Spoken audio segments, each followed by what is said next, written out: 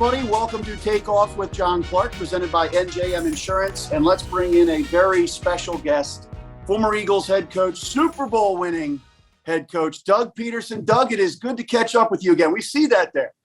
Yeah, John, thank you so much for having me on. Good to catch up with you too. And you know, it's nice weather down here in South Florida, and hopefully you're getting a little sunshine too up there. No, we're not, Doug. No, we're not. Okay. All right. But love life in Florida. We are happy for you. I'm wondering what this is like after so many years on the grind, what this is like right now, not coaching, not being involved in the NFL this year. Yeah, you know, it's been different. It's been a little strange for me because, you know, I've done football for many years. If you go all the way back even to high school, playing high school, and then college, and then my NFL days playing, and jumping right into coaching after that. But, you know, it's been a little different, but it's also been it's been good for me.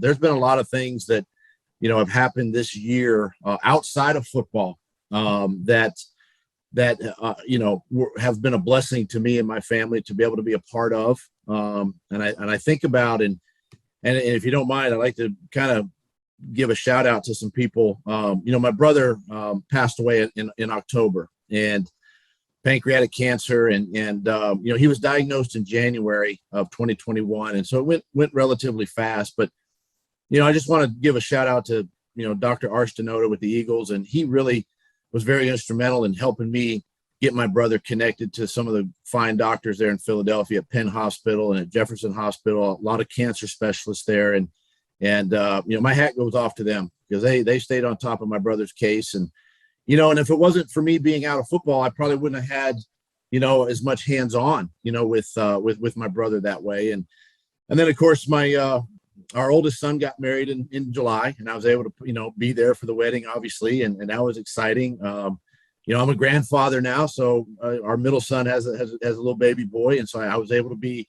you know, around for that. And just so many things outside of football that really this year has been a blessing to me, to be able to take it off and just enjoy this time and really kind of refresh and focus and really kind of put a plan together for, you know, for the future. And we're very sorry for the loss of your brother, Doug. Yeah, thank you, John. I know. You know, we stayed in touch a little bit about that, and I appreciate that. You know, it means a lot of the support and well wishers, you know, for the family, and yeah, I appreciate that. And you've had some tough personal things, as you just mentioned, in this year. Do you find that the football is still pulling you back in? Are you watching the games? Are you watching tape and stuff like that? Yeah, I'm staying connected. I think it's the number one thing that you got to do is stay connected, keep your mind, you know, thinking football and think situational football. And you know, you're kind of watching games as a fan, you know, a little bit, but you're also watching it from a coach's perspective. And I look at it from offensive formations to the type of plays they're running. I look at the defensive front. So I'm doing whatever I can, you know, from a TV copy. But then, you know, I get an opportunity to watch a game from a coach's perspective too. I can with a little calmer eyes and see how offenses or defenses are scheming, you know, a particular team or coordinator. And that part just really keeps me engaged and keeps me going, you know, this season, watching and studying football. What's it like watching the Eagles this year? Because there's a lot of young players that you were coaching and you're involved with. Yeah, you know, that part's been exciting for me just to know and to watch them, to know that I was a part of bringing them to the team, and, you know, to be able to watch them and have success and to watch them grow and learn and get better with each week. And, you know, and that's the process with young players. It's a learning, it's a growth, you know, it's a growth aspect, and it takes time, you know, and you know, but it's fun. It's been fun for me. And even some of the older veteran guys, you know, to be able to watch their careers and as they get older and kind of the twilight of their career, to see how successful and impactful they are, you know, with the Eagles this year. How about Jason Kelce? He was playing through a knee injury this past week. I watched him on the sideline. He was running around the whole time. He was not going to be held out of that game with a knee injury. He's one of the toughest guys, if not the toughest guy that I know personally. You know, he's played and battled with injury the last couple of seasons, and he's fought through. And I go back to even 2020. I mean, he played injured that entire season. We lost, nearly every one of our offensive linemen that year. And yet he was the mainstay, and he was playing through injury then, and he's playing through injury now. And I tell you something, he's so passionate and loyal, to the Eagles organization for giving him an opportunity to be the starting center there. And there were times in his career that, people were trying to write him off and that he was done. And I tell you, he is the best center, in football right now. And he continues to impress, and he continues to lead that football team. And he's one of the guys that I love watching. Doug, he's thought about retiring each of the last couple years. I know. Are they going to have to drag him off the field? I don't think he's leaving. John, I think you're right. I think they're going to have to pull him right off that football field, and Stout's probably going to have to do it. But he's just so passionate and loyal. He loves the game of football. He loves the Eagles organization and the franchise for giving him an opportunity to play there. And they're going to have to probably, bury him right there on the 50-yard line, I think, because it's going to be, I can remember him coming into my office at the end of the season. We're doing those exit meetings and stuff, and he's like, man, I think this is the year. I think this is the year. I'm done. I just don't have it anymore. Blah blah blah. And I'm like, Kels, just give it till March, man. Just give it to March or April. You'll be back. How about this offensive line, Doug? I know you would have loved to have had a healthy offensive line. Give us an idea here in Philly about how remarkable the story of Jordan Mailata is. When you first met him and he came into Philly from Australia from rugby, I heard he couldn't even try on a helmet. He didn't know how to strap the football helmet. John, he's such a freak of a specimen when it comes to, athleticism and size. And, when I first met him in person, you got to look up. You need like a step ladder to just look up to him and look into his eyes. And, you knew he had talent. You knew he had athleticism and athletic ability. And, I go back to those first couple of years. Every day was like a new day for him. He had to relearn kind of the things we taught him the day before and what Coach Stoughton was teaching him the day before, because football was new to him. He had no idea about football whatsoever. And, just to watch him mature, watching him grow and obviously got a really nice contract, and, a guy that's a starter. Who would have thought, just a few years ago that he would be in this situation? But it just goes to show you the type of player he is, the type of person he is, how hard he likes to work. He loves the game of football.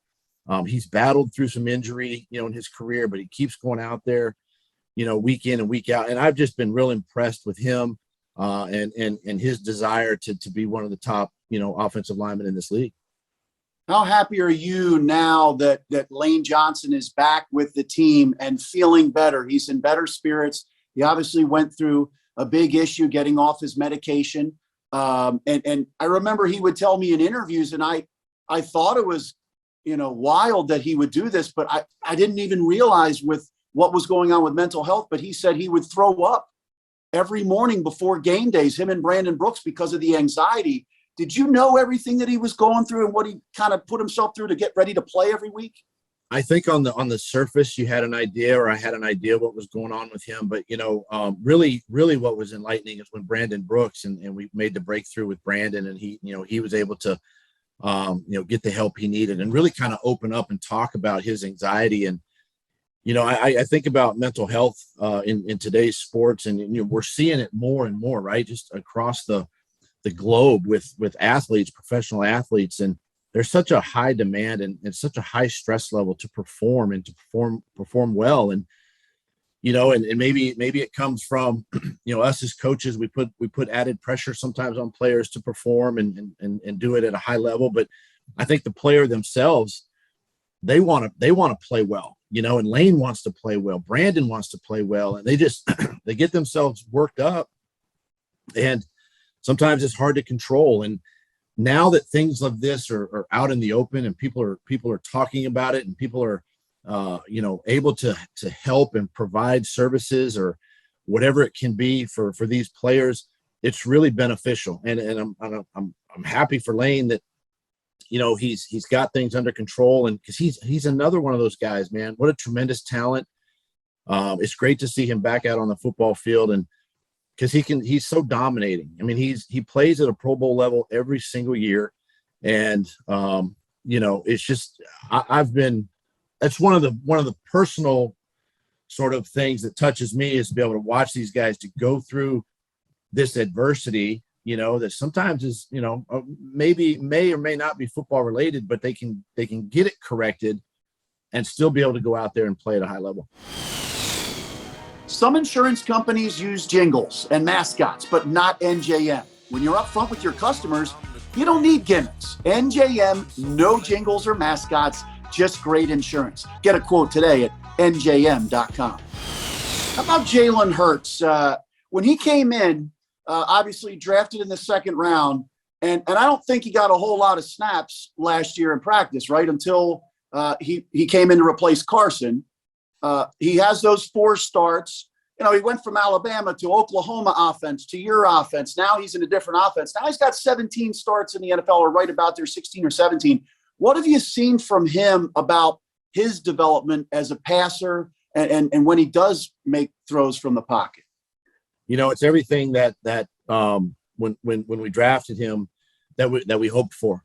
Things we saw on tape, but you kind of hope that he's going to continue to get better, and he's going to grow, and he's going to develop. And then when you get to know Jalen Hurts, you go, okay, this guy's got what it takes to become a really good NFL quarterback. And, again, he's another one of those young players that needs that time. He needs to be out there. He needs to, every game that he starts is another game that goes in that memory bank that for the next game and the next game and the next year, the next season, and so on.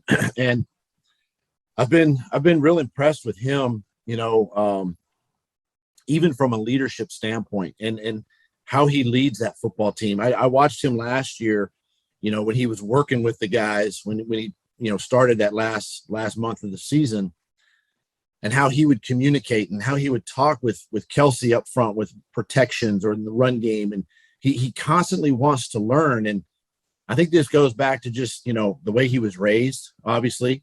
But like you said, you touched on it, at Alabama, at Oklahoma, he was in our system a year ago. He's in Nick's, system this year. So he really hasn't had a year where he can just digest one system, right? He's constantly learning. And that just goes, again, for me, it just proves how badly he wants to play and how badly he wants to perform.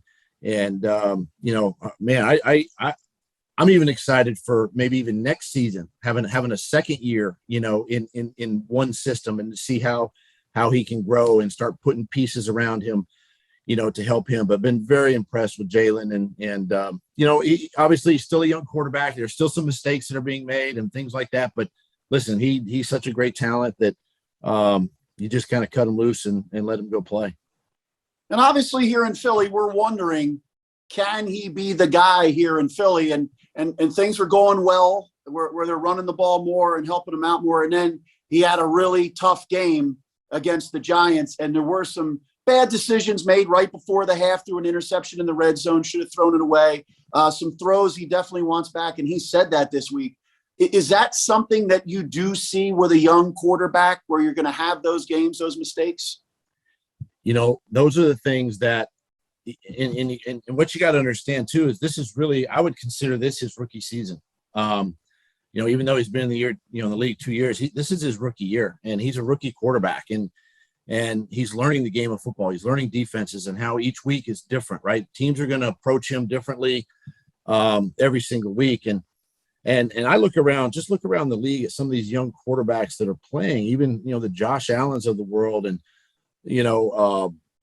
Justin Herbert in with the Chargers and guys like that, they're still making some of those young mistakes that can put the team in harm's way. But sometimes you, as a coach too, you just got to understand, you try to coach those out of them, and I think that comes through experience and through playing, and, just understand that those mistakes are going to be made. And sometimes you just have to,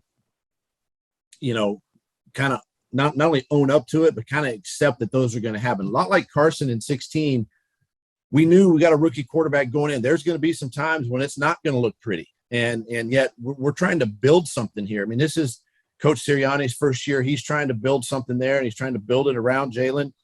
Well, you know what? I know in this league, we don't give people time, whether it's a coach or a player. We just don't give enough time sometimes to develop. And I think Jalen's one of those guys where if you watch him grow and let him develop, I think some great things can happen. And, putting the right pieces around him. The run game is important, obviously, having that offensive line, as we talked about earlier, and now some of the skill guys around him play great defense, play the field position game. Those are all things, because I think sometimes you get it in the fourth quarter and you put the ball in Jalen's hands, he's going to find a way to win the game.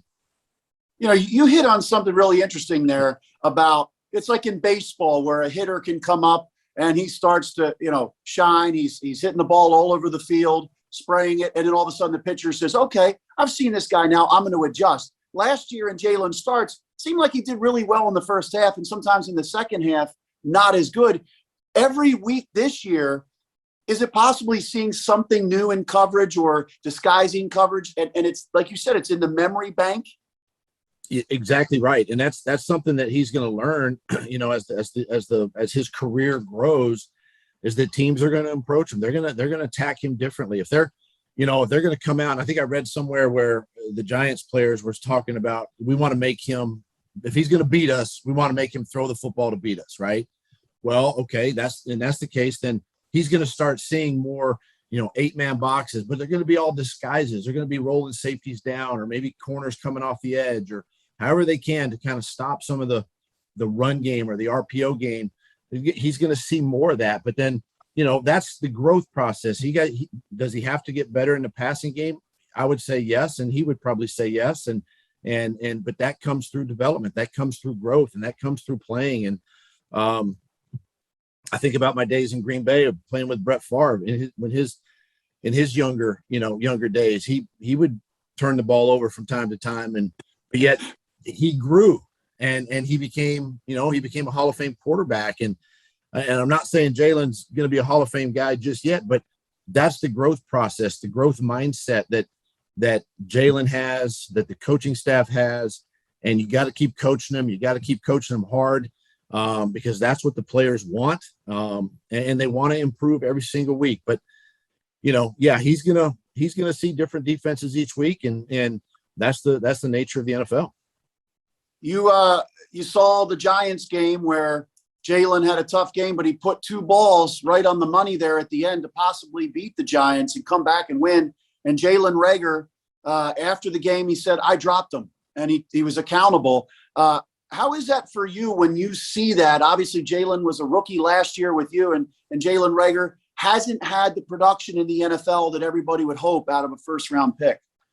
Yeah, it's again, it goes back to what we talked about with maybe Lane and with Brandon, and just some of the anxiety and some of the added pressure, some of the unwanted added pressure. But it's pressure, from the outside, whether it be from the media, from the fans, from himself, to perform well. And you get in situations where you start to, tighten up, and he's just got to learn to relax. He's another young player that's got a lot of talent, a lot of ability that can really help that football team win, and he's just got to control that somehow, some way. And again, I think it comes through growth, but at the same time, I would recommend that he stay off social media. Don't listen to the news. Try to block out as much as you can, and just focus on your craft and focus on your skill, and continue to work hard every single day. And I've got a lot of faith and confidence in him, because I've been around him to know that he's another one of those hard workers, and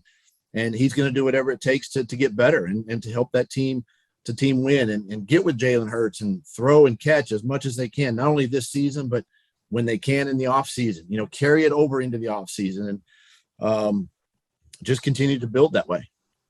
Obviously, Justin Jefferson has had far more production than Jalen Reagor so far. And yeah, you talked about the pressure because he's constantly being compared to that because of where he was picked. It's interesting because I think with Nelson Aguilar, he was kind of on the same path. If you look at their statistics, it's pretty much similar. And you decided it was best for Nelson. He needed to take a step back. Do you think that would help Jalen Reagor? It's hard to say because I'm not there, so I don't know exactly what's going on, but I can kind of relate it to Nelson Agholor. I mean, Nelson was getting beat up in the media. I mean, he was getting booed out of the stadium every time he walked out, and it was unfair to the player. And it really felt like at that time with Nelson, like I thought the best thing for him, was to take a week or two, however, but we said 1 week. Let's take 1 week and let's say, hey, you're not going to play. I want you to just work on the service team, the scout team this week.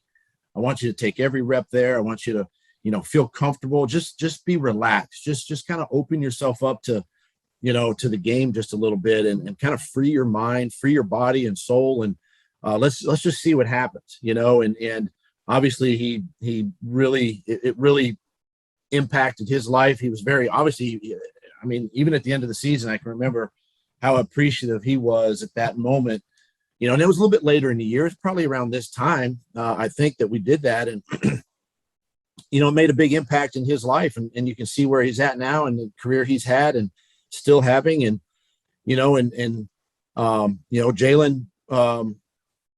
he might be in that same situation right now, just to maybe take a step back and see it from a clear picture, right? That 30,000 foot perspective, so to speak. And, who knows, maybe that would help him, but I just know too, you just got to continue to work with the kid and continue to, work hard, practice and in meetings and whatever he can do to help, overcome this setback right now in his career. Yeah. Nelson Agholor is a great example for him of a guy who then helped you big time win a Super Bowl. In Philly, obviously, a lot of people are saying, why aren't these receivers producing? J.J. Arcega-Whiteside, Jalen Reagor. Why do you think the receivers of the recent drafts, they haven't had the production that everybody has wanted out of those first and second round picks? It's hard. It's really hard to put a finger on exactly why.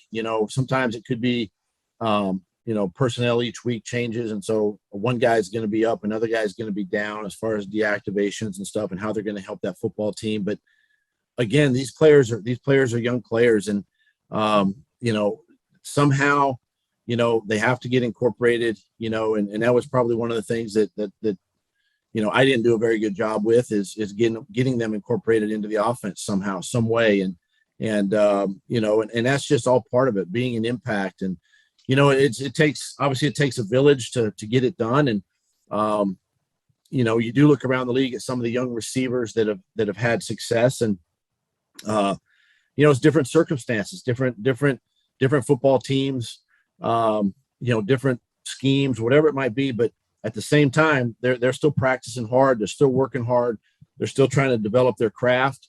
And, it is sometimes on us as coaches to help develop that, but it's also on the player to want to get better and improve. And, and not just, I'll tell you this, a great example to me too, is look at Mac Hollins right now, down in Miami and some of the plays that he's beginning to make. He was a young player that was kind of a special teams guy. He was limited on offense, but now he's got a role, he's got an impact, and he's making plays, in the league. And it takes that one or two play to spark something in that person, in that athlete to really kind of, catapult, just like it did Nelson Agholor, and get them involved the best you can and try to get them a touch here and there and see what happens down the road.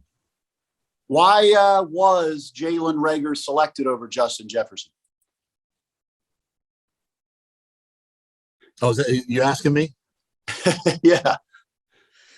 Listen, Jalen he's got a lot of talent. There's a lot of talent. There's a lot of speed in his body. And that's one of the things we look for. And just how he could come in and impact, our roster and being a young player, being explosive, take the top off.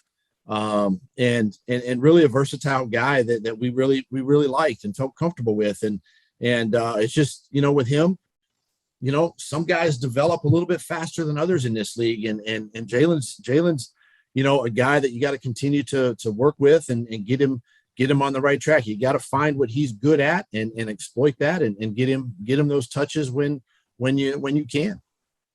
So you were obviously first-time head coach in Philadelphia, and you started off 3-0, and then there were some bumps in the road like you talked about, and then you had an unbelievable year the next year.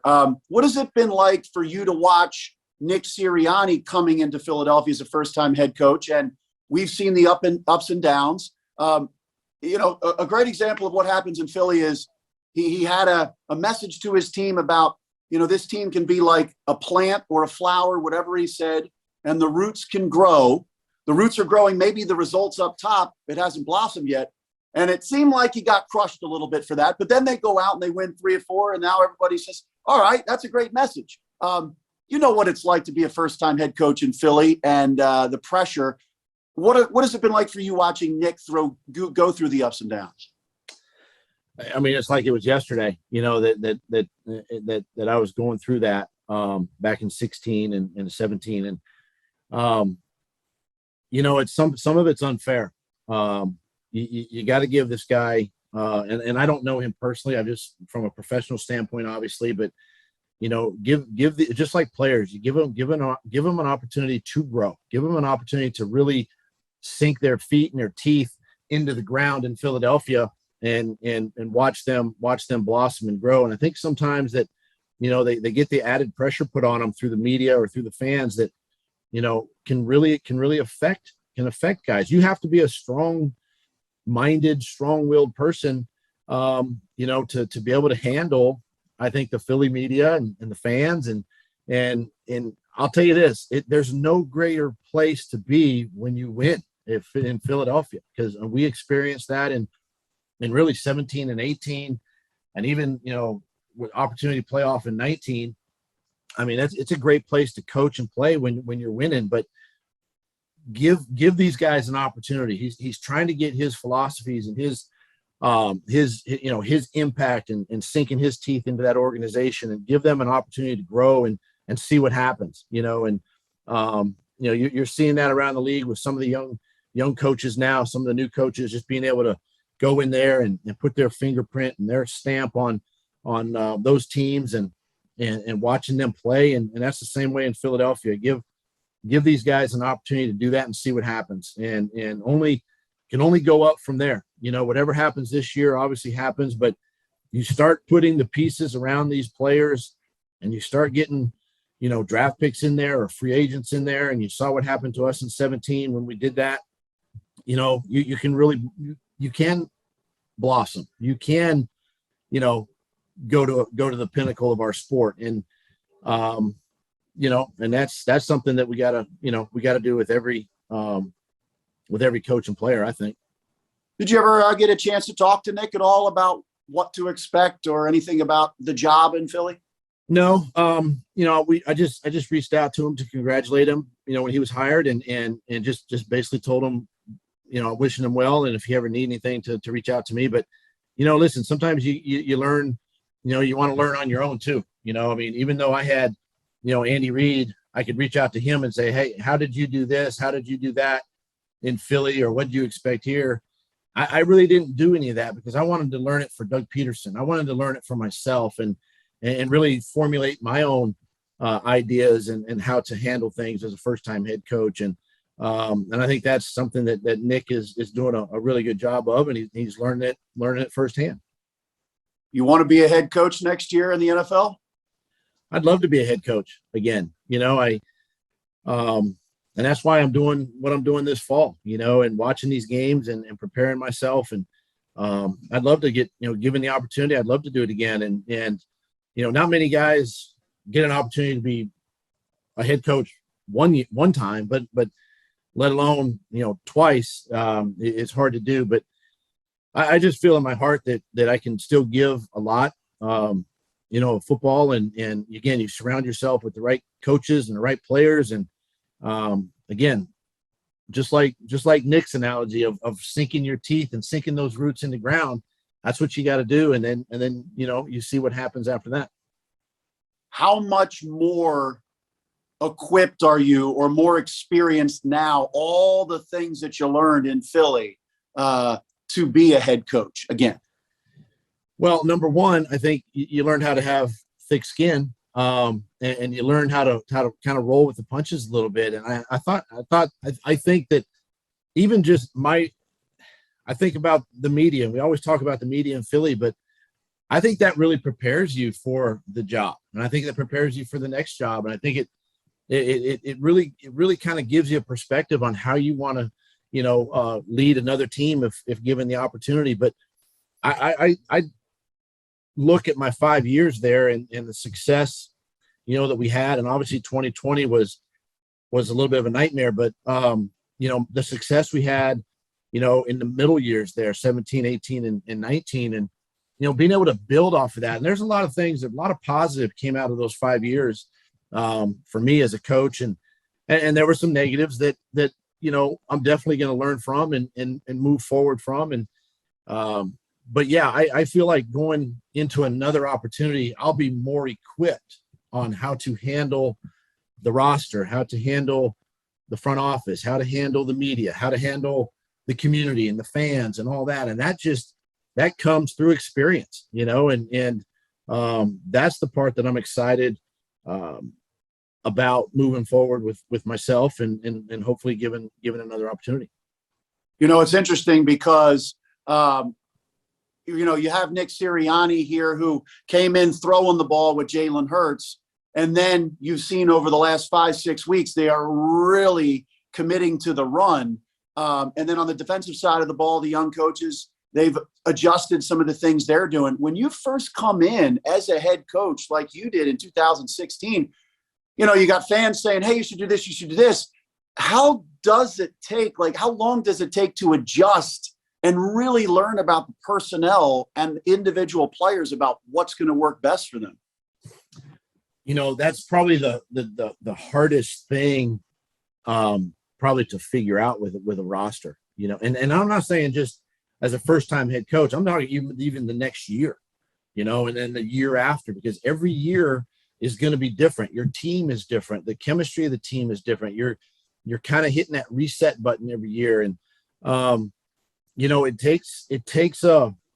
this is why the offseason, to me, this is why the offseason is so important, because this is where I think you can really begin to see the foundation of your football team and the direction that you want to go in. And, and you have all these expectations going into training camp, and you're working on certain things, and you're trying to go a certain way. And I think too, you go back to, some of the receivers, the tight ends, the running backs, we're talking, offense now, but the guys that you have, and you have to use their strengths and weaknesses to build your scheme, to build your philosophy on who you want to be as an offense. Right. And, I look back on 17 and, we were a big RPO team. We got good at the RPOs. We had good receivers that knew how to do that with Nelson and Torrey, and we had Zach Ertz there. And, you had Alshon and, and then the running backs who we brought in, we had Corey Clement was obviously a rookie. And then there's Garrett Blunt and Jay Ajayi. We had guys that veteran players, but you had to learn their strengths and weaknesses, and then you build your schemes around that. And I think that's something that you kind of evolve into as training camp goes, and even as the season goes on,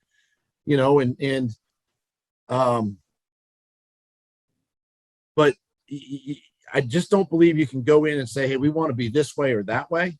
In your mind, you do that, but you really have to go to the strength of your football team and say, hey, what is that? What are our strengths? What are our weaknesses? And then you design and build around that. And how do we get, X, Y, and Z the ball, and let's build our scheme that way. So it's constantly evolving. And I think that's what we've seen, with the Eagles this season, is how they're kind of evolving into, who they are today. And they're obviously helping a young quarterback. I think the run game helps a young quarterback, and that includes him running the football. And that's what you're seeing. And, you're probably not going to do that with a Tom Brady, right? Or an Aaron Rodgers. You're not going to do that. These guys are veteran guys, and they've been around a while. But with young players and a young team, figure out their strengths, figure out their weaknesses, build, design. How do we get them the football, and go from there? In Philly, is there any other question that would top a list about what you get asked about the most, run pass ratio?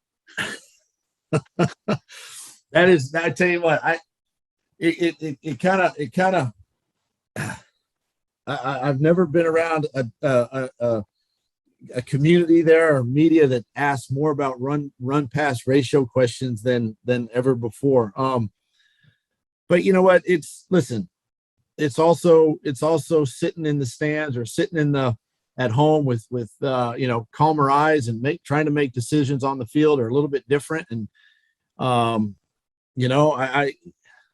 I don't know, maybe you open a suggestion box, right? And you have people put in suggestions each week, and then you build your game plans that way. Let's see how that works, Well, you've also got Seth Joyner every week, old school football, talking about running the ball.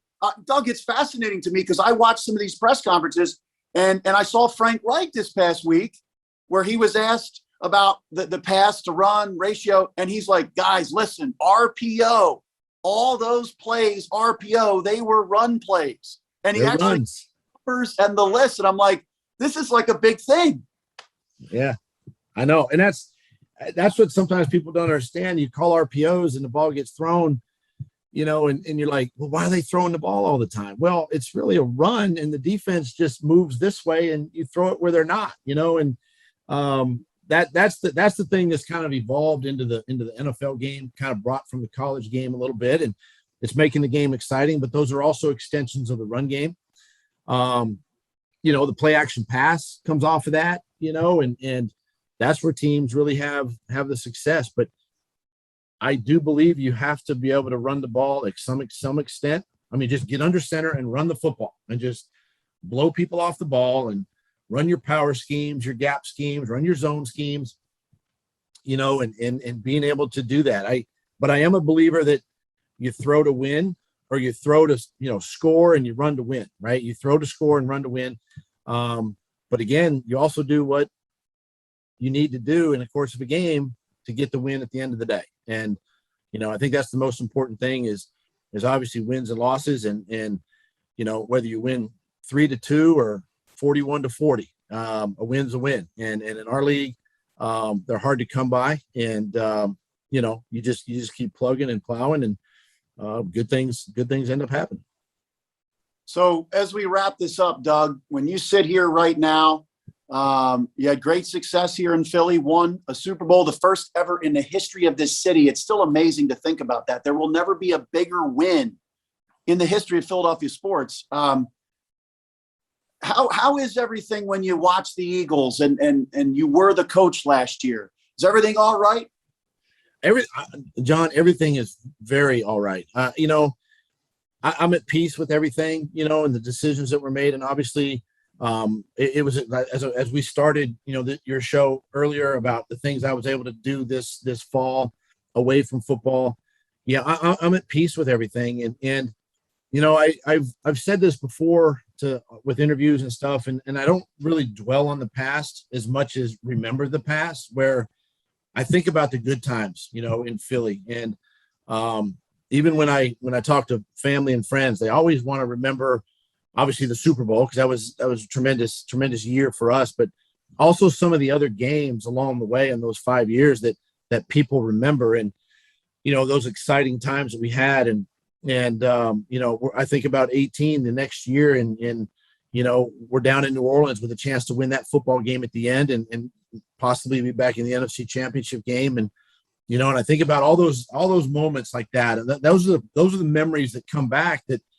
That and I think about the players I coached, and obviously the players that are still there, and it's exciting for me to watch them. Because I feel like I've had an impact on not only their life, but their career. And it's been exciting. And yeah, I'm at peace with it. And I'm just looking forward to the next opportunity. That's great. Two quick ones here. Could you tell us what the play was going to be if you and Nick didn't come up with the Philly special in the Super Bowl? No, I can't remember. I honestly cannot remember. Unless I looked at my call sheet again, I couldn't tell you what the play was. I know it was an empty formation, and that's about all I knew. And I didn't like the way we broke the huddle and the clock was running down, and I still had a couple of timeouts. So I had to burn the timeout, but I cannot remember the play call. Well, it wasn't as special, right? Wasn't as special as the next one. That's for sure. And final thing, whatever happened in that last game at the Link, when you look back now and you see the Eagles get Devontae Smith and the Dolphins' first-round pick, huh? And I'll tell you this: you play every game and you coach every game to win, and you don't think about draft picks. You don't think about the future, and that's something that I've always believed in. Is you're in the moment, you're in the now. You're trying to do whatever you can to win the football game. And I'll say that the quarterback position is probably the one that's the most watched and the most scrutinized on any football team, not just with the Eagles. And anytime there's a change made, people are going to question the change, and you're still trying to win the football game. You're not doing anything other than that. And that's something that I hold dear to my heart. And we're still trying to win football games, and obviously, looking back, it worked out for, the Eagles, and they got some picks and stuff, but you don't go into a game thinking about that, right? You're always thinking about the outcome and trying to win that game. Well, Doug, I got to tell you, you're a genuine guy. You brought this city what it had always been waiting for. And when I always talk to your players, the thing they always said was how genuine you were with them. And you treated them like men.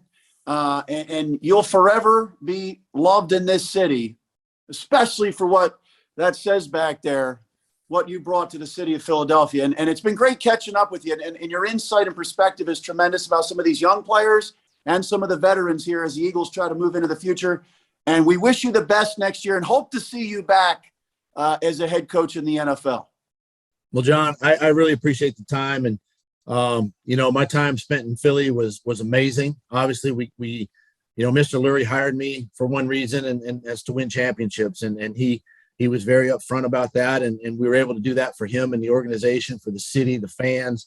And that's a tremendous honor for me to know that. And sometimes you forget, like, you were the head coach when you won that, right? And but it's still an honor to think about that. And hopefully they haven't torn the statue down yet, and hopefully it's still standing. But it's just a lot of great memories, a lot of great people, a lot of great family, friends in the Philly area, and it's always going to be, for me, a great place to. I played there. I coached there twice, obviously once as a head coach, and it always kind of draws me back to Philly. It's a great place, and we love that place. A lot of respect for the organization, and I'm just excited for the next opportunity. Well, we wish you the best, and we will see you someday back at the Link. That'll be special. Hopefully with cheers and not booze. No, there is no doubt. It is 100%. We know what's going to happen. Well, I love it. I can't wait for the day. Doug, thanks a lot. It was great catching up with you. Thanks, John. Appreciate it.